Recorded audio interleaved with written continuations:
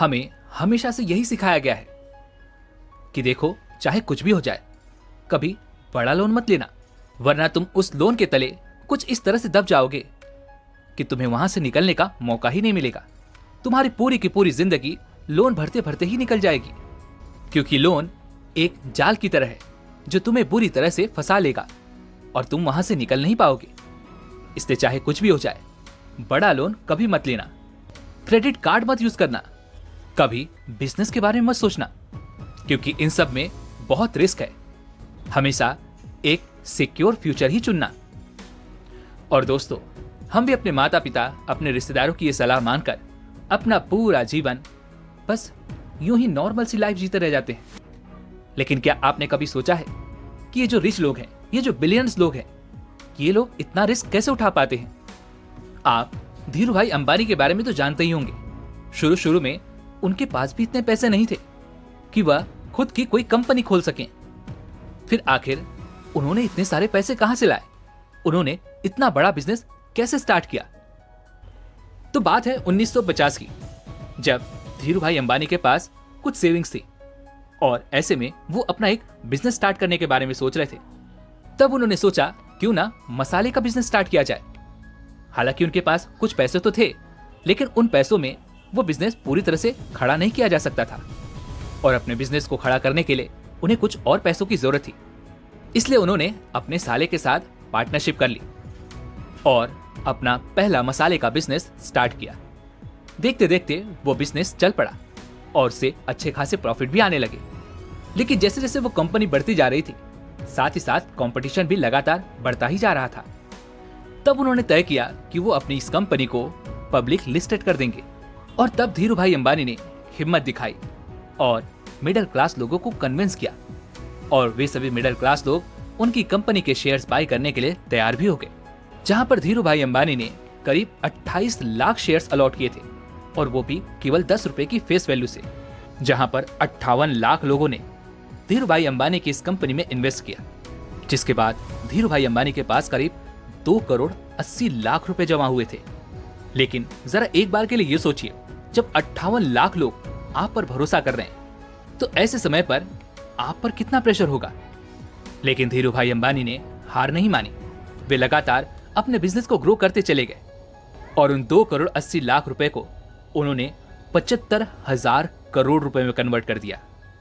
उन्होंने अपनी फैमिली को तो सिक्योर किया ही, साथ ही साथ उन 58 लाख लोगों की फैमिली को भी एक जबरदस्त सिक्योरिटी प्रोवाइड की, एक बहुत अच्छा रिटर्न ऑफ इन्वेस्टमेंट प्रोवाइड किया। अब यहाँ पर कई सारे लोग ये कहेंगे ये तो उनकी किस्मत थी, तभी ये सब हो पाया। नहीं, किस्मत से कहीं ज्यादा उनकी फाइनेंशियल नॉलेज और उनके एक्शंस ने उन्हें इतना अमीर बना दिया। क्या आप ये सोच सकते हैं कि एक ऑर्डिनरी बच्चा जो स्कूल ड्रॉप आउट था, उन्होंने रिलायंस इंडस्ट्री जैसा एक बड़ा एम्पायर खड़ा कर दिया? ये सुनने के बाद आपके मन में भी ये सवाल तो जरूर उठ रहा होगा, पर कैसे, आखिर ये सब कैसे हुआ? लेकिन ये बात समझने से पहले और भी कई सारे सवाल हैं, जैसे कि क्यों एक अमीर आदमी लगातार अमीर ही होता जा रहा है और गरीब लगातार गरीब होते जा रहे हैं। अगर आप रिसर्च करेंगे तो आप यही पाएंगे 80% पैसा 20% अमीरों के पास ही है, जबकि एक अमीर व्यक्ति कम से कम काम करके अपनी लाइफ पूरी तरह से एंजॉय करके, जब मन चाहे तब छुट्टियां लेकर के वह अपनी लाइफ को जीता है। लेकिन साथ ही साथ वो कहीं ज्यादा पैसा बनाता भी है, यानी कि वो लगातार अमीर भी होता जा रहा है। और वहीं पर एक गरीब इंसान जो लगातार दिन रात मेहनत करता है, पूरी ईमानदारी के साथ अपना काम करता है, धीरे धीरे पैसे जोड़ता है, इन्वेस्ट करता है, उसके बाद भी वह गरीब ही रह जाता है। वह अपनी लाइफ हमेशा गरीबी में ही जीता है। तो अब आपके मन में यह सवाल नहीं उठता कि आखिर ऐसी कौन सी बात है जो उन अमीरों को पता है लेकिन हमें नहीं, जिसकी वजह से वह लगातार अमीर होते जा रहे हैं और हम दिन ब दिन गरीब? वैसे इसका आंसर रॉबर्ट कियोसाकी ने हमें पहले ही दे रखा है। रॉबर्ट कियोसाकी की कई सारी बुक्स में आपको हमेशा एक बात जरूर देखने को मिलेगी। रॉबर्ट कियोसाकी अपनी हर बुक में एक बात जरूर कहते हैं कि अमीर हमेशा अपनी फाइनेंशियल नॉलेज पर ध्यान देते हैं, यानी कि वो हमेशा फाइनेंशियल नॉलेज गेन करते ही रहते हैं, वो हमेशा अपने आप को एजुकेट करते ही रहते हैं। जबकि एक गरीब इंसान, एक बार उसने अपनी पढ़ाई पूरी कर ली तो वो ये सोचता है कि अब तो उसकी लाइफ बहुत आराम से कटेगी, बस उसे एक अच्छी सी जॉब मिल जाए, वो अच्छे खासे पैसे कमाने लगे और उसका जीवन आराम से बीतेगा। लेकिन वहीं पर अमीर व्यक्ति हमेशा अपनी फाइनेंशियल एजुकेशन पर ध्यान देता है। वह लगातार अपनी फाइनेंशियल एजुकेशन को बढ़ाता ही रहता है और इसी कारण वह और पैसों से पैसा बनाता चला जाता है। वह लगातार अमीर होता ही चला जाता है। लेकिन जबकि हम मिडिल क्लास लोग केवल अपनी फॉर्मल एजुकेशन पर ही ध्यान देते हैं, जिस कारण हम दिन ब दिन केवल गरीब होते जा रहे हैं। रॉबर्ट कियोसाकी की book the rich are getting richer, इस बुक में आपको मेन 3 प्रिंसिपल देखने को मिलते हैं। पहला है टैक्स, दूसरा डेप्ट और तीसरा फैंटम इनकम। तो चलिए अब इन तीनों को बारी बारी से समझते हैं। पहले बात करते हैं टैक्स की। दोस्तों, अमीर और अमीर होता जा रहा है और गरीब और गरीब। इसका मेजर रीजन है टैक्स। अब आप ये सोच रहे होंगे यार कि केवल टैक्स से ही एक अमीर व्यक्ति कैसे अमीर हो सकता है? टैक्स तो सभी को देना पड़ता है। लेकिन आपको जानकर हैरानी होगी कि एक अमीर व्यक्ति एक मिडिल क्लास और एक पुअर क्लास वाले लोगों से भी बहुत कम टैक्स पे करता है, और वो भी पूरी तरह से लीगल। और दोस्तों, ये टैक्स ही है जो अमीर और गरीब के बीच में पैसों का एक मेजर डिफरेंस क्रिएट करता है। चलो इसे एक छोटे से उदाहरण के तौर पर समझने की कोशिश करते हैं। मान लीजिए एक पुअर मिडिल क्लास मैन है। वो जो भी अपने पैसे कमाता है उसमें से कुछ परसेंट गवर्नमेंट टैक्स के रूप में काट लेती है और बचे हुए पैसे उसके हाथ में आते हैं।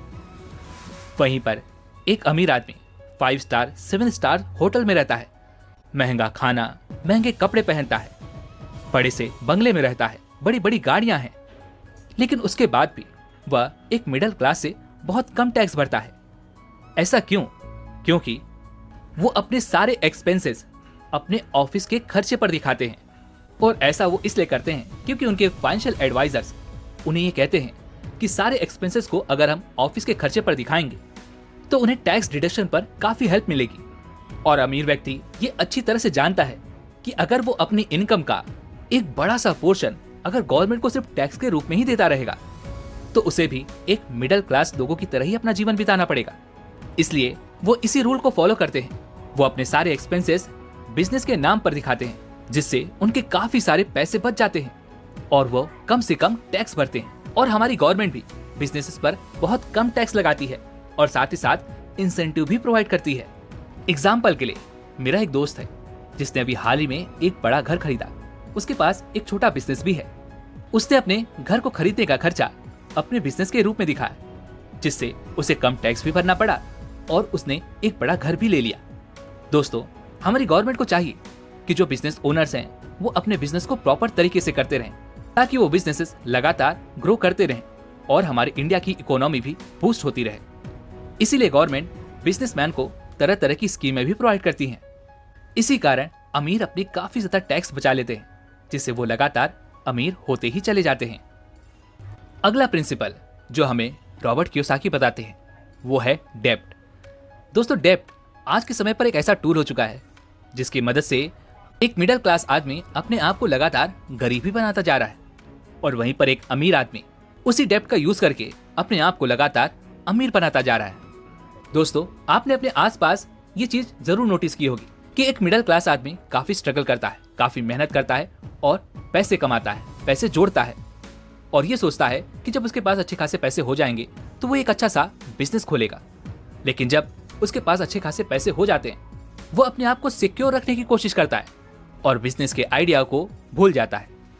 लेकिन जब उसी मिडिल क्लास आदमी को कोई महंगी चीज खरीदनी होती है, जैसे कि कोई महंगा घर, आईफोन या गाड़ी, तो ऐसे में वो मिडिल क्लास आदमी लोन लेकर अपनी इच्छाओं को पूरा कर लेता है। लेकिन वो ये भूल जाता है कि उसके लिए इसे हाई इंटरेस्ट रेट पे करना पड़ेगा, जिसका मतलब ये हुआ कि हमने अपने ही पैसों का इस्तेमाल करके अपने लिए ही लायबिलिटीज खरीद लें। और दोस्तों, लायबिलिटीज का मतलब ये होता है कि जो हमारे जेब से पैसा निकालें। लेकिन एक अमीर व्यक्ति ये अच्छी तरह से जानता है कि जो हमारी जेब में पैसा डालता है वही एसेट होता है और वही हमें अमीर बनाता है। हमें से अधिकांश लोग अपने पैसों को बैंक में रखना प्रेफर करते हैं। उन्हें लगता है कि बैंक में हमारे पैसे सेफ हैं और यहाँ से हमें कोई भी नुकसान नहीं होने वाला। लेकिन क्या आपने कभी अमीर व्यक्ति के बारे में जाना है? वे लोग इतने अमीर होने के बाद भी अपने किसी नए बिजनेस को स्टार्ट करने के लिए हजारों करोड़ रुपए का लोन लेते हैं। लेकिन क्यों? क्या आपके मन में ये सवाल नहीं उठता? तो चलिए इसे समझते हैं। देखिए, हम सभी लोग अपने सारे के सारे पैसे सेविंग अकाउंट में बैंक में डिपॉजिट करके रखते हैं, जहां पर हमें मैक्सिमम 4 से 5% का इंटरेस्ट रेट मिलता है। लेकिन वो सारे के सारे पैसे बैंक के पास होते हैं और ऐसे में वो बैंक जिसे भी चाहे वो सारे के सारे पैसे एज ए लोन के तौर पर दे सकता है। और ऐसे में यदि कोई बिजनेसमैन उस बैंक से लोन लेता है तो उसे करीब 10 से 12% तक का इंटरेस्ट रेट लगता है। अब आप ये सोच रहे होंगे यार कि इतना ज्यादा हाई इंटरेस्ट रेट पे करने के बाद वो अमीर व्यक्ति तो लॉस में ही जाएगा ना। नहीं, ऐसा बिल्कुल नहीं है। आपने जियो के बिजनेस के बारे में देखा ही होगा कि कैसे मुकेश अंबानी ने 12,800 करोड़ रुपए एज ए लोन के तौर पर लिए थे, जिसे उन्होंने जियो के बिजनेस में इन्वेस्ट किया, जिससे उन्होंने अच्छा खासा प्रॉफिट भी बनाया। एक अमीर व्यक्ति जब किसी बिजनेस में इन्वेस्ट करता है तो वहां से वो मैक्सिमम 20 to 30% का प्रॉफिट अर्न कर पाता है और बैंक को तो केवल 10 से 12% तक का ही इंटरेस्ट पे करना है। तो अब आप इतना तो समझ चुके होंगे कि अमीर व्यक्ति दूसरों का पैसा उठाकर अपने बिजनेस में लगाते हैं और अपने बिजनेस को ग्रो करते हैं, जहां से वो मोटा पैसा भी कमाते हैं। और हम मिडिल क्लास लोगों को केवल 4 से 5% तक का इंटरेस्ट रेट मिलता है और बाकी सारे पैसे बैंक अपने पास रखता है। अब इस बात पर आपको हंसी जरूर आ रही होगी। आप ये सोच रहे होंगे यार कि अगर वो बिजनेसमैन जिसने 10 से 12% के रेट ऑफ इंटरेस्ट से उतने सारे पैसे उठाए, अगर वो फेल हो गया तो, अगर उसका बिजनेस डूब गया तो वो सारे पैसे कहां से देगा? तो जरा एक पल के लिए ये सोचिए कि वो एक बिजनेसमैन है और उसे रिस्क लेने की आदत है। और ऐसा नहीं कि वो बहुत ज्यादा रिस्क लेते हैं, वह कैलकुलेटेड रिस्क लेते हैं जहां पर वो मैक्सिमम प्रॉफिट अर्न कर सके। लेकिन फिर भी अगर कोई बिजनेस डूब जाता है और उसमें उस बिजनेसमैन को लॉस होता है तो सबसे पहले बैंक अपना पैसा रिकवर करने की हर मुमकिन कोशिश करेगी। लेकिन जब वो बिजनेसमैन से पैसा रिकवर नहीं कर पाएगी तो खुद से ही वो सारे पैसे क्लियर कर देगी, क्योंकि हमारा सारा पैसा तो बैंक के पास ही है। लेकिन अब आप यहां पर ये सोच रहे होंगे कि आखिर बैंक के पास इतने पैसे कहां से आएंगे? तो सीधी सी बात है, गवर्नमेंट बैंक को पैसा देगी। गवर्नमेंट एक बार फिर से बजट अनाउंस करेगी और उसमें वो टैक्सेस को और ज्यादा हाई कर देगी और ऐसे में हम ही वो लोग होंगे जो ज्यादा से ज्यादा टैक्स पे करेंगे, यानी कि हम ही अपने पैसों के लिए और ज्यादा पैसे पे करेंगे। तो अब बताइए, ये विन विन सिचुएशन किसके लिए हुई? अमीरों के लिए या हम जैसे मिडिल क्लास और गरीबों के लिए? रॉबर्ट कियोसाकी का अगला प्रिंसिपल, फैंटम इनकम।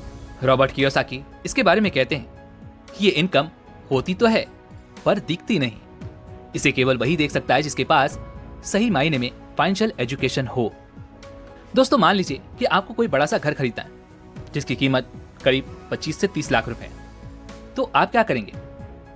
सबसे पहले तो आप 20% का डाउन पेमेंट करेंगे। उसके बाद आप उन पैसों का इस्तेमाल करेंगे जो आपने अब तक सेव किए थे, जहां पर आपने पहले ही टैक्स पे कर रखा है। और उसके बाद जब आप उस घर को खरीद लेते हैं तो उसके बाद भी आपको उस घर का टैक्स पे करना होगा। लेकिन वहीं पर एक अमीर इंसान कभी भी अपने पैसों से कोई रियल एस्टेट या कोई घर नहीं खरीदता, बल्कि वह हमारे ही पैसों का इस्तेमाल करते हैं, यानी कि बैंक से लोन लेते हैं और उस रियल एस्टेट को बाय कर लेते हैं। और इस ट्रांजैक्शन में टैक्स पूरी तरह से सेव हो जाता है और इसी को फैंटम इनकम भी कहते हैं, जो होती तो है लेकिन दिखती नहीं, जिससे वे लोग एक बड़ा टैक्स पे करने से बच जाते हैं, यानी कि वे सभी लोग अपने काफी सारे पैसे बचा लेते हैं।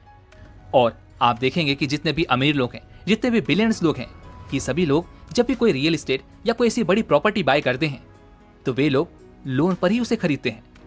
रॉबर्ट कियोसाकी के पास भी करीब 8,000 रेंटल प्रॉपर्टीज हैं जो उन्होंने डेब्ट की मदद से ही खरीदे हैं। तो अब यहाँ पर यह समझने वाली बात है कि आखिर ये पैसा कैसे काम करता है। तो दोस्तों, यहाँ पर आपको ये समझना होगा कि पैसों को सही तरह से मैनेज कैसे करना चाहिए, क्योंकि यदि आपने पैसे को मैनेज करना सीख लिया तो आप डेफिनेटली अपने लिए एक अच्छी खासी वेल्थ क्रिएट कर सकते हैं। रिजर्व बैंक ऑफ इंडिया के अकॉर्डिंग इंडिया में सिर्फ 20% लोग ही फाइनेंशियल लिटरेट हैं, यानी जिन्हें पैसों की समझ है। और आपको भी अगर फाइनेंशियल फ्रीडम अचीव करनी है तो आपको भी बस बजटिंग पर ध्यान देना है, यानी कि 20% आपको इन्वेस्ट करना है, अपने लिए कोई अच्छा सा हेल्थ इंश्योरेंस ले लेना है और अपनी आगे की लाइफ के लिए प्लान करना है। देखो, यहाँ पर यह बात नहीं है कि आप कितना पैसा कमाते हैं, जरूरी यहाँ पर यह है कि आप कितना पैसा सेव कर पाते हैं, कितना पैसा इन्वेस्ट कर पाते हैं और उसे किस तरह से मैनेज करते हैं। तो आज से ही अपने पैसों को मैनेज करना सीखिए, क्योंकि दोस्तों अगर आप पैसों को मैनेज नहीं करेंगे तो आप अपने पैसे वेस्ट कर देंगे, और अगर आपके पैसे वेस्ट हो जाएंगे तो आपका फ्यूचर कभी सिक्योर नहीं हो पाएगा, ना ही आप अपने लिए कुछ बड़ा प्लान कर पाएंगे, कुछ बड़ा कर पाएंगे। वैसे अगर आप पैसों को मैनेज करना सीखना चाहते हैं तो इसके ऊपर हमने एक डिटेल वीडियो पहले से ही बना रखी है, आप जाकर के चैनल पर जरूर चेकआउट कीजिएगा। और साथ ही दोस्तों आपको फाइनेंशियल लिटरेसी के बारे में भी सोचना चाहिए, आपको सीखना चाहिए, क्योंकि फाइनेंशियल नॉलेज ही आपको पैसों से और पैसा बनाने में मदद करेगी। और फाइनेंशियल नॉलेज के साथ साथ आपको अपनी स्किल्स को भी इम्प्रूव करते रहना चाहिए, जिससे आप लगातार इस समय के साथ आगे बढ़ते रहें और ज्यादा पैसे कमाते रहें, जिससे आप लगातार अपने आप को अमीर बना सकेंगे। लेकिन अगर आप अब भी वही मिडिल क्लास वाली सोच रखते हैं कि भाई हमने तो अपनी पढ़ाई पूरी कर ली और अब हम सीख कर क्या करेंगे, तो फिर आप कभी भी अमीर नहीं बन पाएंगे। आपको वही घिसी पिटी लाइफ जीनी पड़ेगी जो आप अब तक जी रहे थे। और अगर आप इस मिडिल क्लास ट्रैप से बाहर निकलना चाहते हैं तो आपको फाइनेंशियल नॉलेज गेन करनी ही होगी, और इसके ऊपर ढेरों सारी बुक्स हैं। अगर आप चाहते हैं तो उनके लिंक्स मैं आपको नीचे डिस्क्रिप्शन बॉक्स में दे दूंगा, और अगर मैं भूल गया तो प्लीज मुझे कमेंट में जरूर याद दिलाना। उम्मीद है कि आपने आज की इस वीडियो से जरूर कुछ न कुछ सीखा होगा, तो इस वीडियो को लाइक और अपने दोस्तों के साथ शेयर भी जरूर कीजिएगा। और हाँ, अगर आप हमारे चैनल पर नए हैं तो चैनल को सब्सक्राइब और घंटी बटन को जरूर दबा दीजिएगा। चलिए मिलते हैं अगली वीडियो में, तब तक के लिए अपना ख्याल रखें। धन्यवाद।